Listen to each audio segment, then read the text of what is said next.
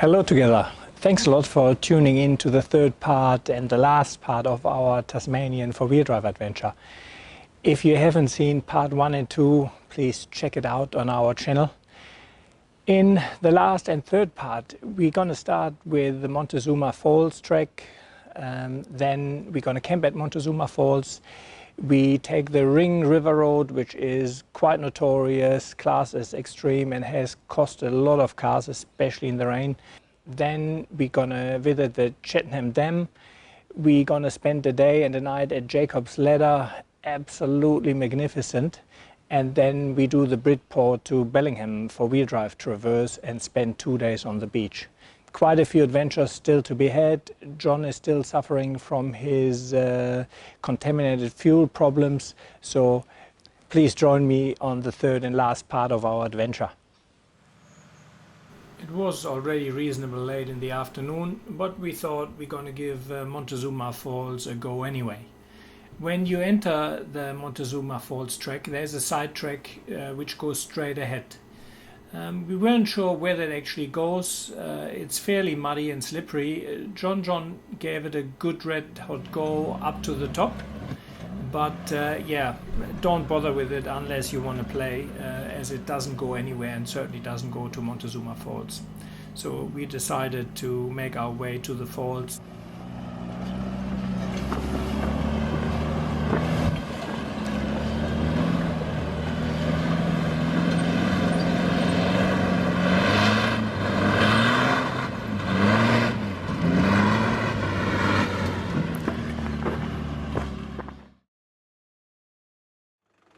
The Montezuma Falls trek, it used to be part of the Northeast Dundas tramway. So you pretty much drive an old tramway line, and that is clearly visible on a lot of the rock cuttings where you pretty much drive through. They are not much wider than a vehicle.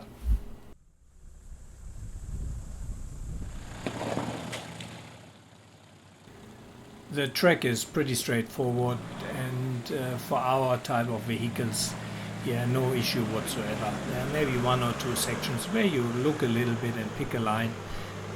The most of the puddles also have a fairly hard ground, so no big deal.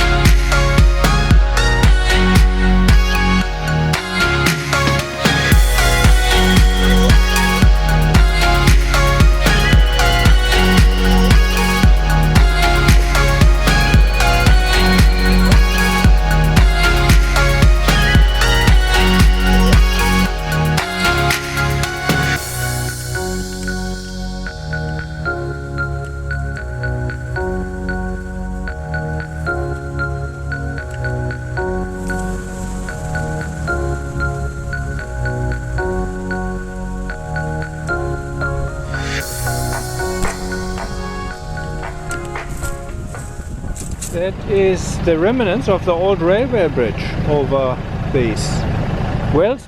We finally made it to the Montezuma Falls, named after the Montezuma Silver Mining Company who had a lease there. It is the highest fall in Tasmania, with 104 meters high and 2 separate drops. It can only be reached via the Montezuma four-wheel drive trek or via a 3-hour walk from Williamsford.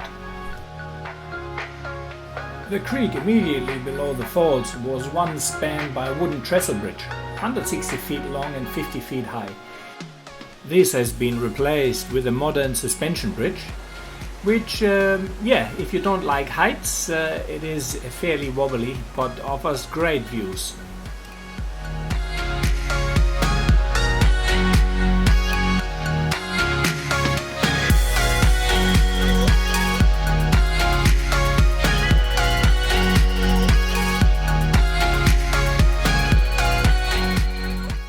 As it was already pretty late in the afternoon, we spent the night camping at the Montezuma Falls car park.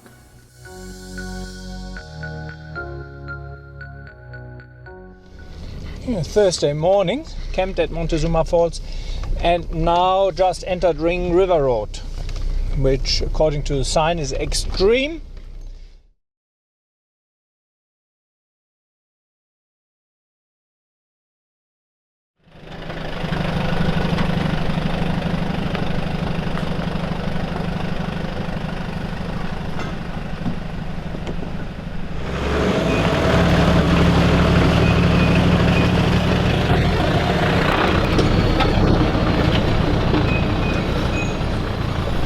River Road is supposedly an extreme trek, and I certainly can see with different weather conditions how that can be quite treacherous, especially if you do not have a well modified vehicle. We went down the trek and the weather was pretty alright, so there are a few good ruts, fairly slippery ground at stages. You have river crossings, which obviously after a lot of rain may not be passable, but the direction we went back out is pretty much most of the thing is downhill.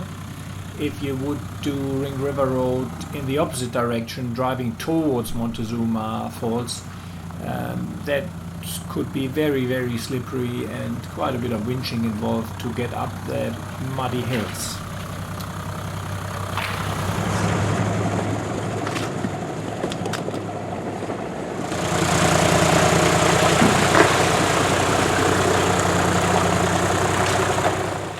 There are quite a few mud puddles, some of them pretty long, and again, depending on the weather and the amount of rain, they could be very deep.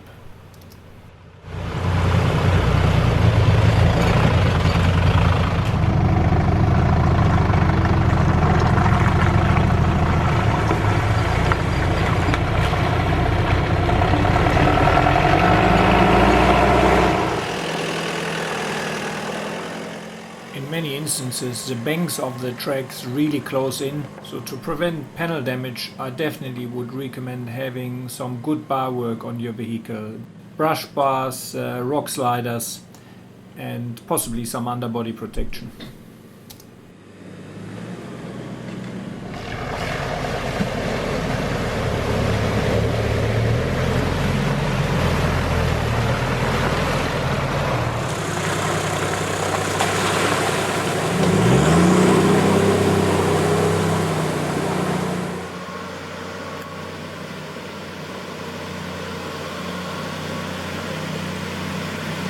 That's a long one. Some of the puddles are pretty long and reasonably deep, but none of them really posed an issue for our vehicles.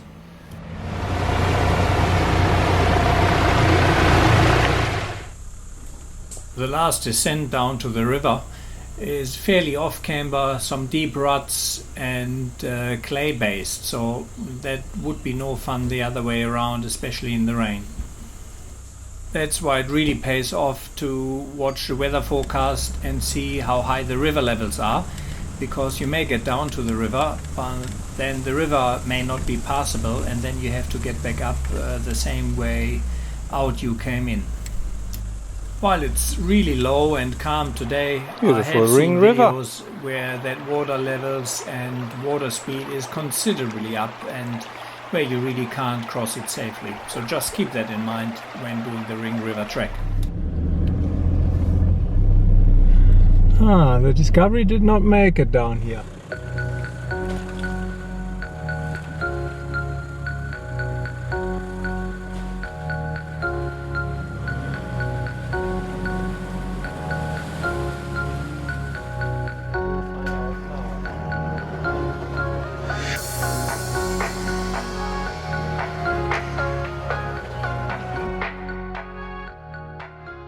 This was pretty much the end of the Ring River Road, and our next stop was Lake Cethana Dam.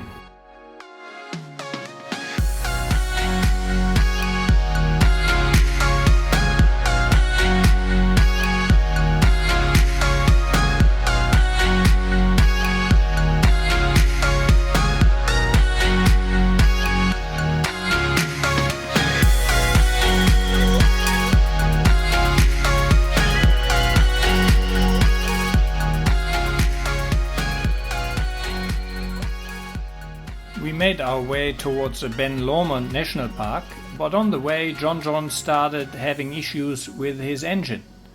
We narrowed it down to a fuel issue, and John was the only one who filled up at Zeehan. Wow, Zeehan fuel station. From a fuel station, and all that there was probably about 2 teaspoons of water. That's all. Shit. Yeah, that's slime, there's some more, and a lot more is washed down.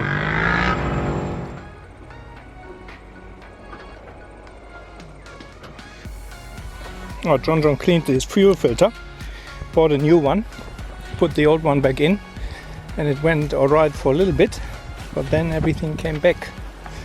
So now he's draining a bit of the tank. That's alright. Oh, shit. The Zeehan card-only service station stopped after only 20 liters, and it seems like that John picked up 20 liters of algae, water and gunk.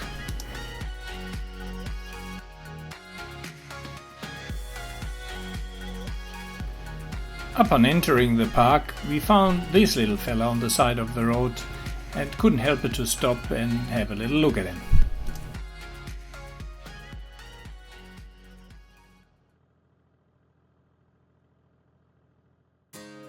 Jacob's Ladder is one of the famous hairpin roads in the world and is touted as the most dangerous road in Australia, which I probably would not agree to. It has recently been upgraded though, and it is certainly a stunning drive and an even better view from the top. The gravel road climbs up to the Bellingham mountain, which has an elevation of 1570 meters. Up there is Tasmania's premier ski resort. The views from the top are absolutely stunning.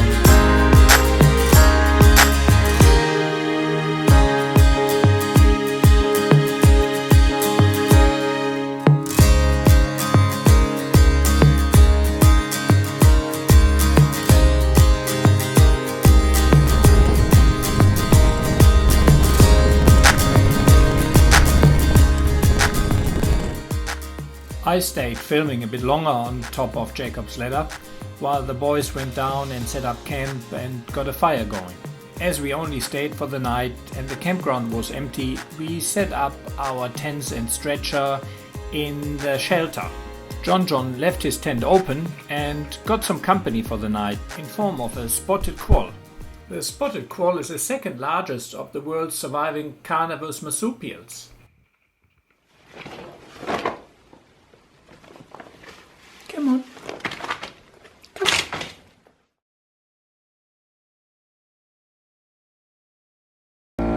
John's still having issue with the bad fuel, blowing the airline through now.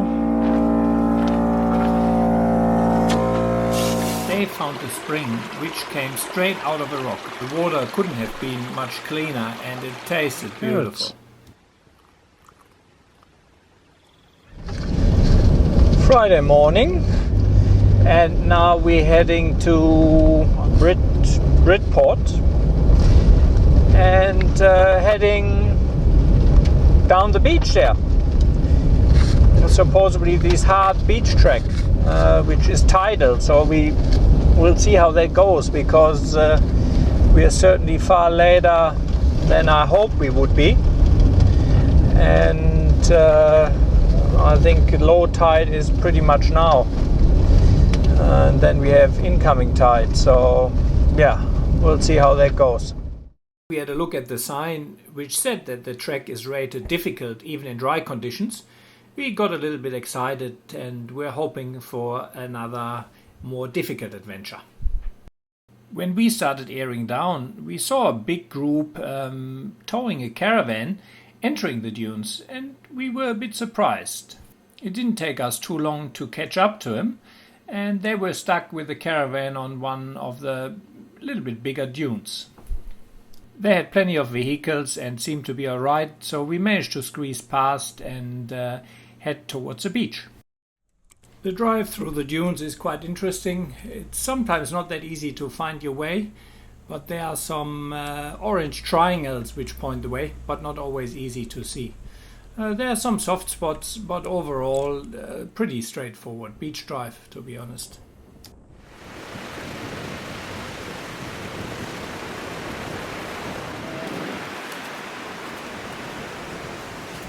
Tucked away in there is our campground. I'm here at the end of our Tassie trip, which were an awesome 2 weeks. A lot of new tracks driven, stunning sceneries, absolutely beautiful, as you will see on the video. I wanted to give out a big shout to Super Pro and Fulcrum suspension, because Super Pro, pretty much I'm using their bushes for the past 4 years. On any of my trucks, any bush I have to replace is replaced with a Super Pro bush. I find them brilliant. And when Super Pro approached me and asked me whether I would be willing to deck out my cruiser, the new cruiser, with all out Super Pro bushes, I said, yeah, no problem, more than happy to do that. Super Pro together with Fulcrum then also offered to put the suspension under the cruiser, which they did as well. And I thought after 2 trips, nearly 10,000 K off-road, it would be good time to give an initial review. I can't really fault it.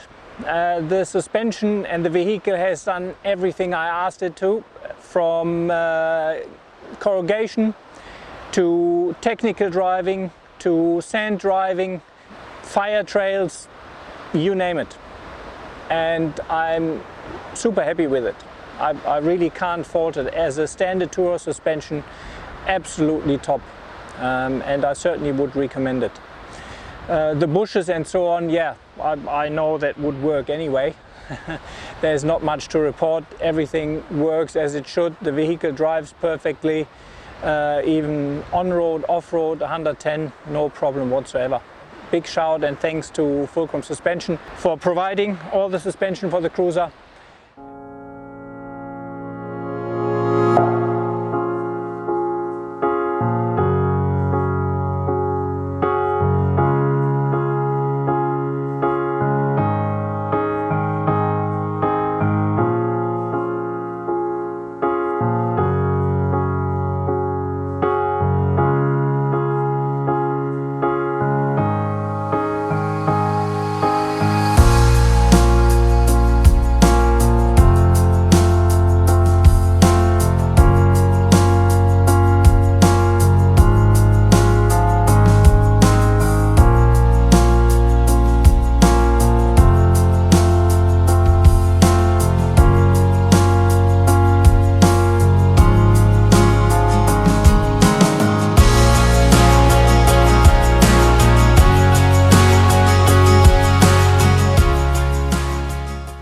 Last day we spent relaxing on the beach and preparing for our trip home.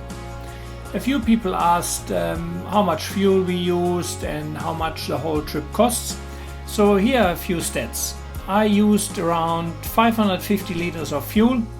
The cost for that was around $600.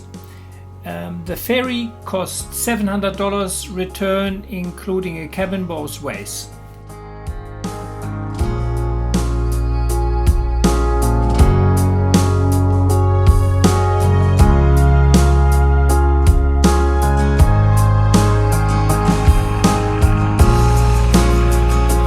Thanks a lot for watching part 3 of our Tasmanian off-road adventure.